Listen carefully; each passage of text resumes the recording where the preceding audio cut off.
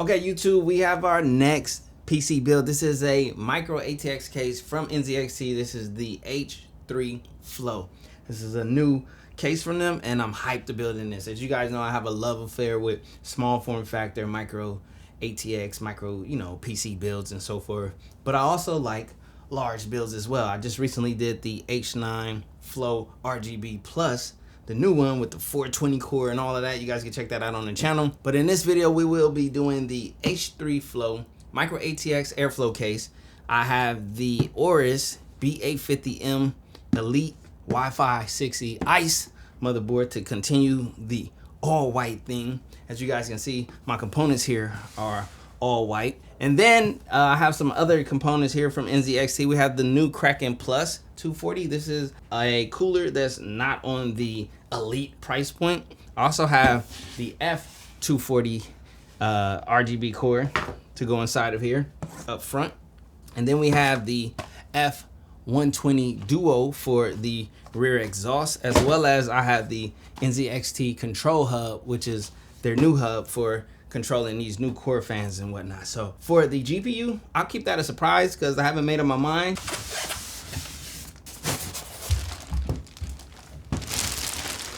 Magnetic dust cover on the top. 2 release screws for the back panel. So power supply chamber. What seems to be some hard drive caddy space down there.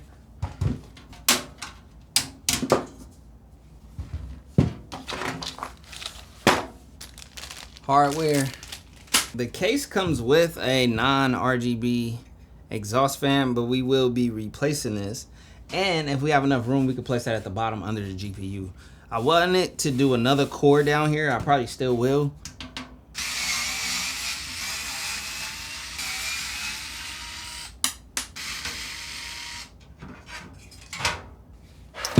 With that being said, we are ready already for our motherboard install. Okay, so I'm inserting older footage from when I originally put this motherboard together so you guys can still get the step-by-step. I did not want to exclude this. Ignore the other case. To all my beginning builders, look in the manual. It'll tell you exactly where to place your RAM.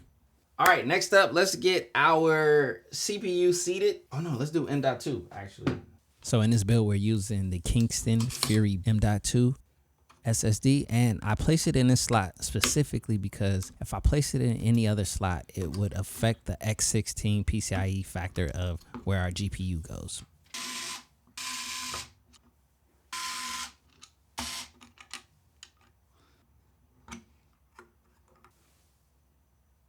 All right, so anytime you're seating a CPU, you just want to be calm, cool, and collected. There is an arrow right here. There's an arrow right there just to help guide you. So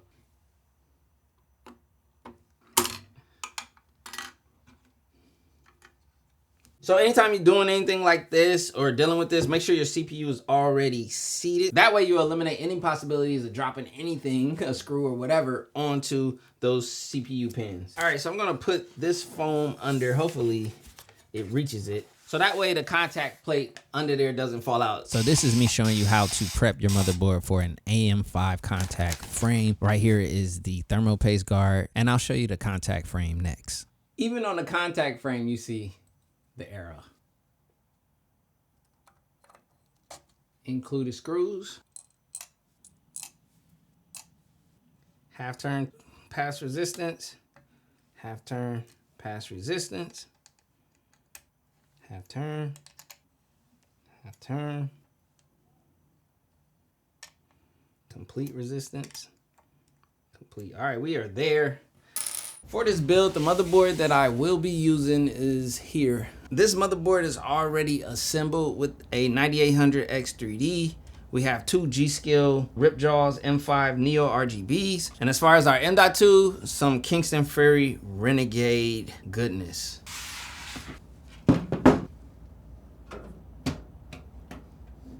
Super easy to guide this right into the standoffs. This build is gonna be fast and simple and easy because there's not a ton of fluff. It's like straight to the point right here.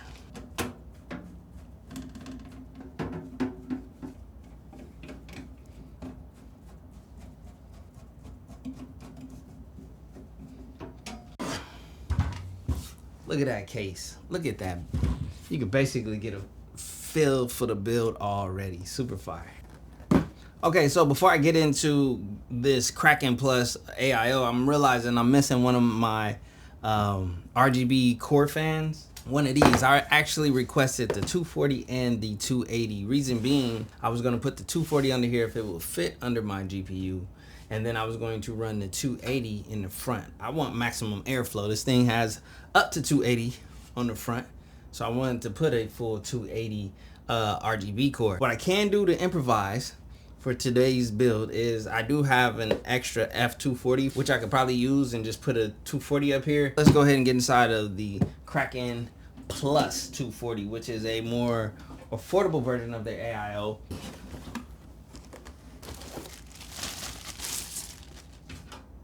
Take a peek at what the, I mean, it'll work for the time being when we have to do that one, but hey, breakout cable.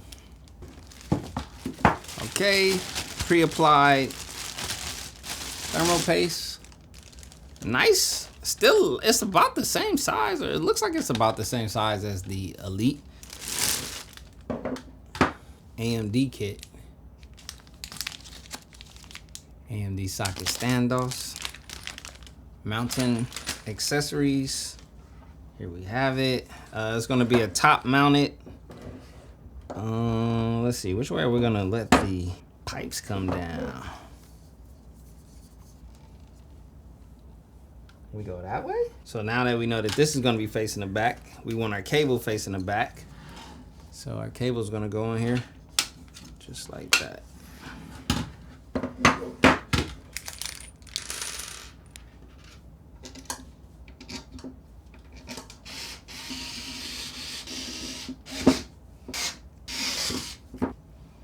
Let's lay this down.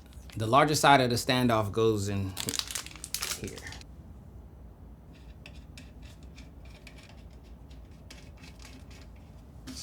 Now we can place our AIO on top. Now for this top portion, all of the screws have a washer, so you got to put the washer on all of the screws. Bow. Boom. Okay, so let's get our AIO installed. Another thing I'm considering doing is putting in my CPU power plug right now so that I don't have to wrestle with that later. And speaking of power, I didn't mention which PSU I'm going to use. I'm just going to opt in for the smaller one that I have, which is the ROG Loki. And I love these white cables that it comes with that are super bendable. That's going to add to the ease of the building experience. So let me go ahead and place this AIO install. We're going to put our holding screws, then we'll get the rest in there. Boom.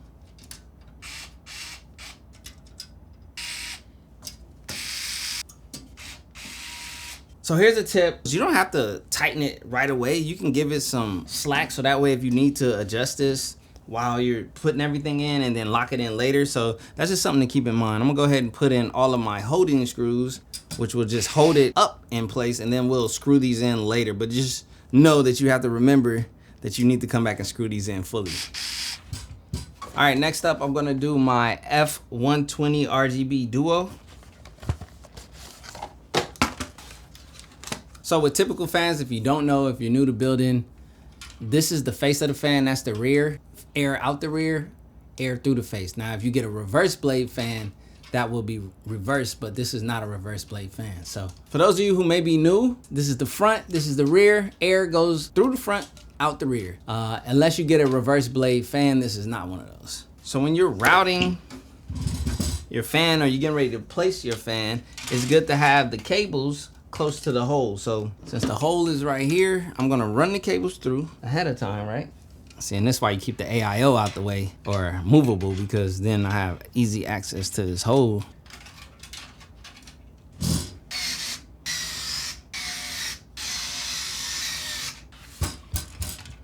can see where this is exiting out this top portion. Now, our NZXT control hub, which is gonna have the connection of all of our fans and be the control center for them. Okay, so it seems that this is going to connect to 8-pin power as well as USB, and that's how it's going to control the fans that are connected to it. So I can run my 3 core fans, 1, 2, 3. The one, we have this one right here, which I should be able to just click this in here. This is the fan we just installed, as well as the fan portion right here. That covers the exhaust fan, and our core fans will get plugged into that, and then we'll deal with this later. It's pretty simple and straightforward. I could either just 3M this joint here. Oh, it's magnetic. Oh, this is magnetic. Yo, look. Oh, super clean. Clean that up. Okay, so since we've started our fan journey, let's go ahead and get our temporary front fan. This is our RGB cord that's on our Kraken Plus, which is just going to plug into our breakout cable right here that comes with the AIO. F240 RGB cord right here. So my original goal was to have this like this right here. Current setup of what we have going, we can do this in the front.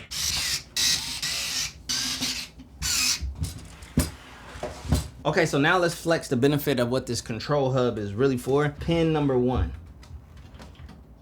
Look at how clean that is. That's super clean. Since we're here, why not put our power supply into place? I have my trusted 850 watt ROG Loki.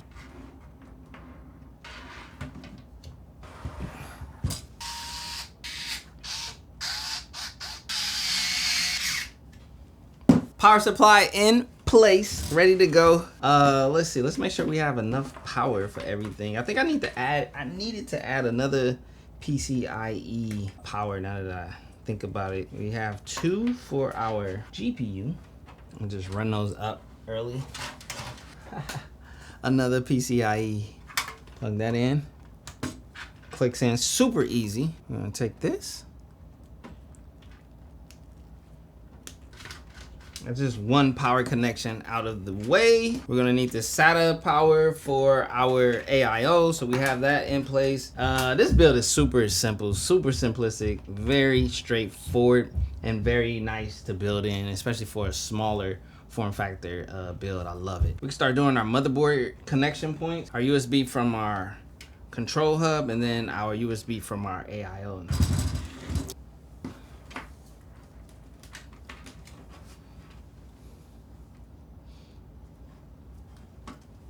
24-pin connector running through there. Plugging in those cables here so that you guys can see. Like, we have this connection point right here, which is actually this cable. It's literally gonna go in right here. And the beauty of it is all white everything on that front panel cable. All right, so the front panel is right here to the far left with the F panel facing upward, far left. Boom, right into place. There is no HD audio for this case. The only other cable is this other USB, which will go right here. We can bring it up through here.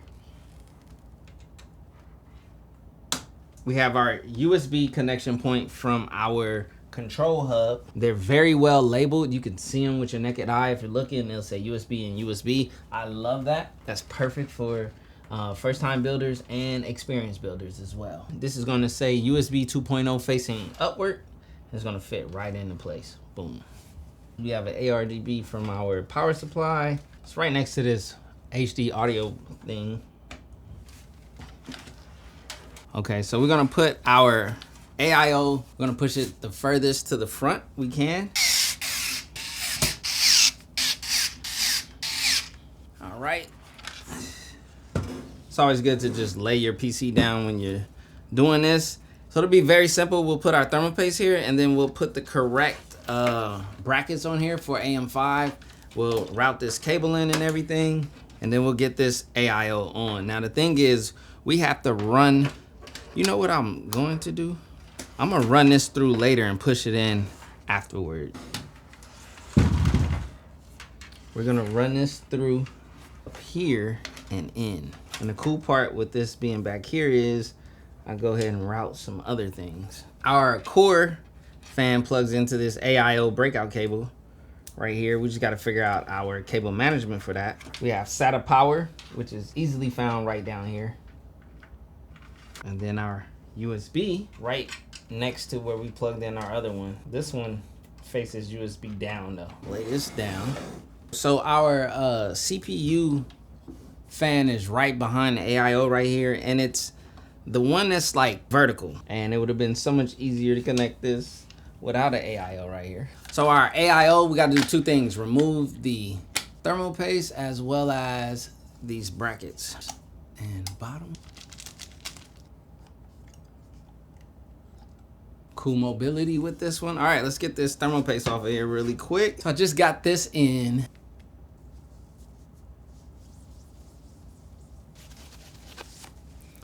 Nice and clean. These four things.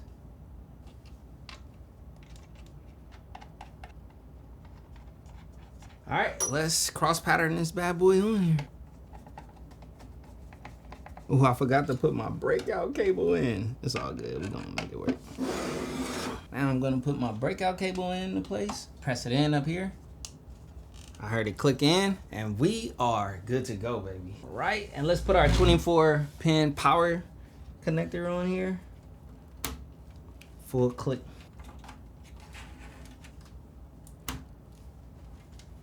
All right, that looks a lot better. Had to clean that area up a little bit. We can take a look at our GPU placement.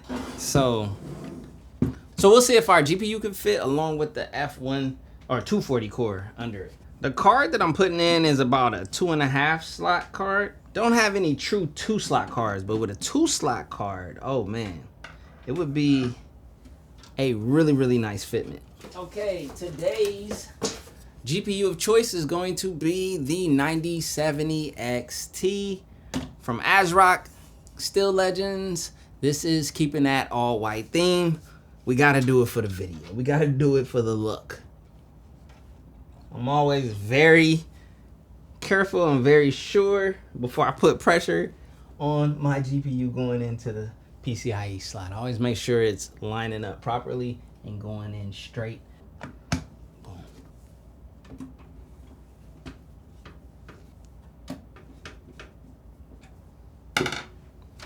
And then we have our two. Oh, you know what? I can get even fancier with this. I don't know if I'm gonna have the space to do it, but I have the Lee 8-pin connector that I can put in here and get some even more RGB sauce. But that's gonna be rough against if we wanna do the F240 on the bottom. So let's test to see if the F240 can fit under here. I would attempt to fit right under this GPU, and it will fit. Will it look too bad? Let's see, let's get our PCIe power cables plugged in. If I do the Lee cable, I probably will not do the bottom fan. Ooh, that's gonna hit fan blades. For sure it's gonna hit fan blades. Okay. Okay, I have decided for that vibe, we gotta bring the strimmer cable into this build. Strimmer, this is our GPU 2 dual 8-pin. As you will see, this is just gonna connect right here. It's gonna be so much cleaner. Fold it right here. Oh, this is gonna give us that look. It's so much cleaner. Left side in. Ooh, wait a minute. Now that is a nice fitment. Okay, now we gotta deal with the back of this case, which is not so pretty. We got some things to deal with. Boom. All right. And then tucking this is a part of the work. Seems like that's probably the best option at the moment.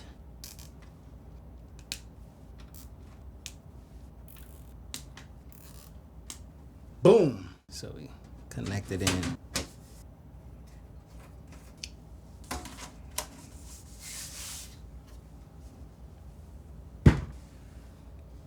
The GPU already suffers from a little bit of sag, but we could do like a little Oh yeah, I forgot about the USB cable that I need to run that differently. Okay. Let's bring this up and under.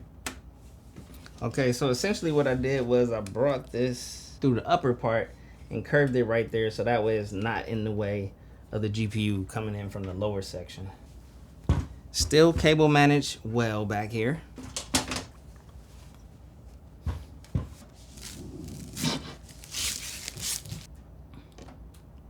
Place our tempered glass on.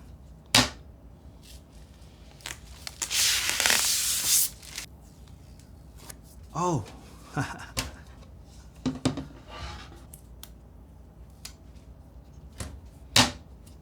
That is a nice all white on white build. I love it. All right, let's get everything cleared up over here and we can power this bad boy on. Okay, so now is the moment of truth. Time to power up another PC build. This is the NZXT H3 Flow build, and we should have sparks and power.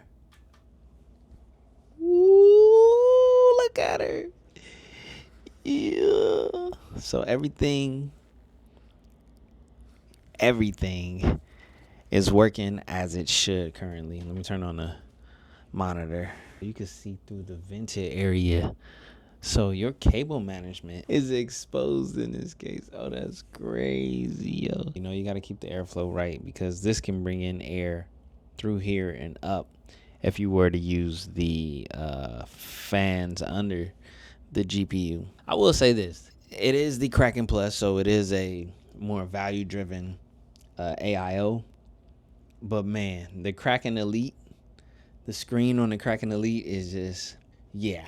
It's bigger and is more pronounced, but this will get you by absolutely without any issue. Okay, YouTube, so here we are in our Black Ops 6 benchmark tool. Now, as far as my graphic settings, where I'm going to start is where I typically play, which is on balance. I'm in full 1440p, 100% resolution, no frame gen or anything like that, or any crazy type of upscaling. It's just literally full rasterization, and we're going to hop into the benchmark tool. So I've been a fan of the H Flow series. I have an H6 Flow in the house, which is at my sim racing rig. I have the H9 Flow RGB Plus, which is over there at my main setup. And then we have this new fun MicroATX build that we just did, full on AMD. That joint loud. Turn it down a little bit. All right, so I'm expecting pretty solid performance right there. Average FPS of 236 frames per second. Who wouldn't want to do that in full 1440p, 100% resolution? The 9800X 3D and the 9070 XT is an awesome combo for those of you out there who are wondering. The lows were 191, and yeah, this is absolutely fire. So let me go ahead and grab a screen grab of this. Now let's go ahead and run another one, but this time we're going to turn up the graphics. I'm going to max them out. We're going to go to, should we go extreme? Yeah, let's go extreme. Why not? So extreme, full resolution, no frame gen or anything like that. Okay, so 1440p, extreme settings with the 9070 XT, 9800 X3D combo inside of the H3 Flow. My temperatures right now are absolutely A1 in the GPU section of 58 degrees Celsius. Our CPU temps are 58 degrees. So 58 degrees and 59 degrees Celsius for both the GPU and CPU. Absolutely amazing. And we only put the F240 core on the front. 1440p, extreme settings, average frames per second, 169 FPS. This is full native, no frame gen or anything like that. Amazing. Lows of 122. Love it. Okay, so we're in Black Myth Wukong benchmark tool, one of the hardest games which stresses any GPU, 100%. No frame gen. We're doing full super resolution, everything cinematic, okay? My target in this game when I'm dealing with like lower tier graphics cards, or just in general, would be, you know, full res, full cinematic settings, 60 FPS. Okay, you guys, as you guys can see, Black Myth Wukong, 1440p, full super resolution, cinematic, top of the line settings with no frame gen. We have an average FPS of 52, maximum of 59, and this is exactly what I expected. All right, settings, graphics, frame generation on. I just want you guys to see this right off the bat. Look, 92, 95 FPS with frame generation, FSR. So it's definitely an option, especially in predicaments like this. Oh, I want to play cinematic. I want to play 1440p, full super res resolution. Oh yeah, we are clearing 100 FPS. Matter of fact, I'm going to come back at the end of this so we can see where we actually end up. Okay, so frame generation gives us 97 frames per second average, a maximum of 109 and a minimum of 77. As you guys can see, no ray tracing though. If we add that, this will obviously reduce, but frame generation on. And yeah, man, listen. This is more than a capable machine to play more than many capable titles along your gaming library. I absolutely love this combination. It's the sweet spot for me for gaming. I actually like to sit and set up over here on a 1440p setup and just game out and rock on. All right, you guys, so the infamous benchmark from Cyberpunk. Right now, it's on a custom, no frame gen, no resolution scaling, 1440p, full res, none of the frame gen, none of the upscaling or anything like that. And we're gonna run this benchmark and see what we get. So right now, we're at about 120 to 130. I'm guessing it's probably gonna average somewhere closer to 130 FPS, but we'll see once it's done. I'll let you guys know exactly where we land. Okay, we are at the end of this, and average 129 frames per second with a minimum of 107. Really nice. Yo, more than playable results. This is like console level FPS, but at full resolution, even though it's just 1440p, but we know how it gets on consoles. So let me go into settings, and now let's turn on frame generation. Let's see, super resolution, quality, native AA. I'll say this, airflow is magnificent. I have not seen my CPU rise anything alarming. Neither my GPU, both at 58 degrees Celsius right now currently. Frames right now are in the 160 to 150 FPS range. An average FPS of 159 frames per second, minimum of 140. Again, this is FSR, frame generation. So, you know, the next thing to do would be to enable ray tracing. Ray tracing on, as they should take a hit. Yes, 46 frames per second right off the bat. So we're not even clearing 60 FPS. I'm sure if I went to quality, I would get more. And if I went to like balance, I would get even more. And I'm thinking we're going to be at an average of about 50. Oh, not even 47 frames per second on average, max of 56, and a minimum of 41.